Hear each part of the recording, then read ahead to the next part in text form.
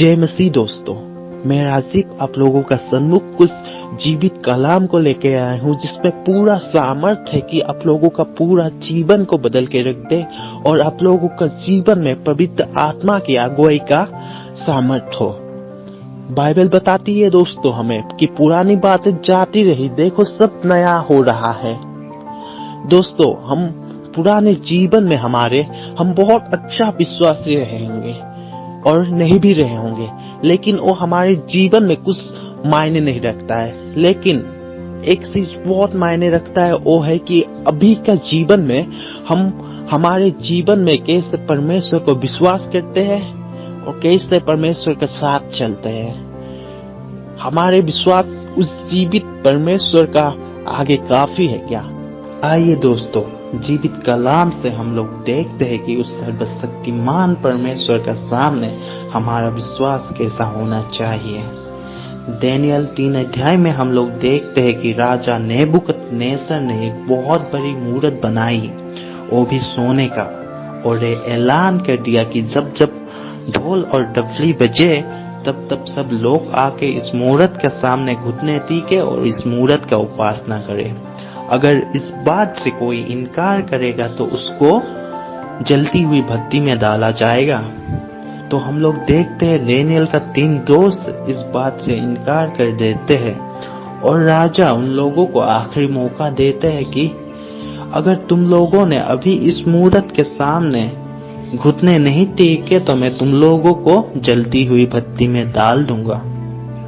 फिर दानियेल 3:17 में हम लोग देख सकते हैं कि वो लोग बोलते हैं, हे राजा, अगर तूने हमें जलती हुई भट्टी में भी डाल दिया तब भी हमारा परमेश्वर यहोवा हमें उससे भी बचाने का क्षमता रखता है। और 3:18 में हम लोग देखते हैं कि वो लोग बोलता है, हे राजा, अगर हमारा परमेश्वर हमें ना भी बचाए तब भी मैं तुम्हारे इस मूरत के सामने घुटने नहीं टेकूंगा और मैं मेरा परमेश्वर यहोवा का ही स्तुति करूंगा। और राजा उन लोगों को जलती हुई भट्टी में डाल देता है।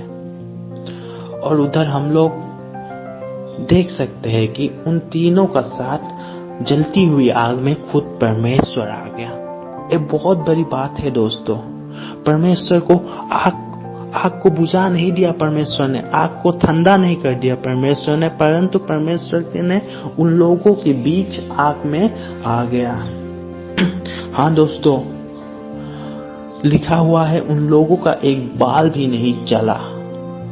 हाँ दोस्तों, अभी हम लोगों का जीवन में भी आग हो सकता है।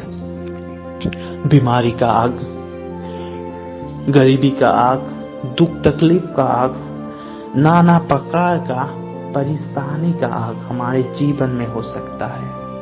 लेकिन दोस्तों विश्वास करें कि दानियेल की दोस्तों के साथ जैसे परमेश्वर आग में था, अभी भी हमारे जीवन का आग में, हमारे बीमारी का आग में, हमारे तकलीफों का आग में परमेश्वर हमारे साथ है।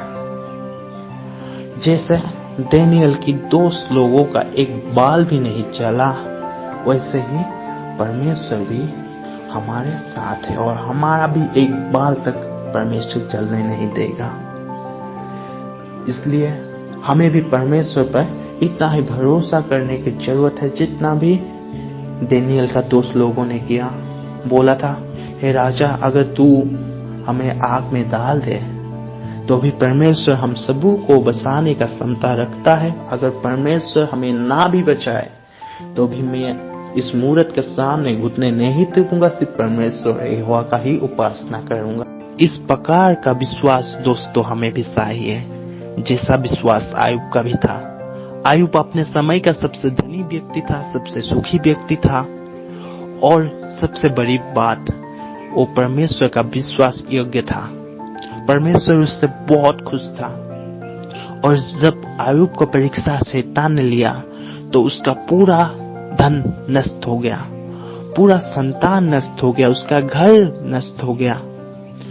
आयुब का सर से पांव तक खुजली और बहुत बीमार हो गया आयुब। तो उसका पत्नी भी उसको छोड़ के चले जा रही थी।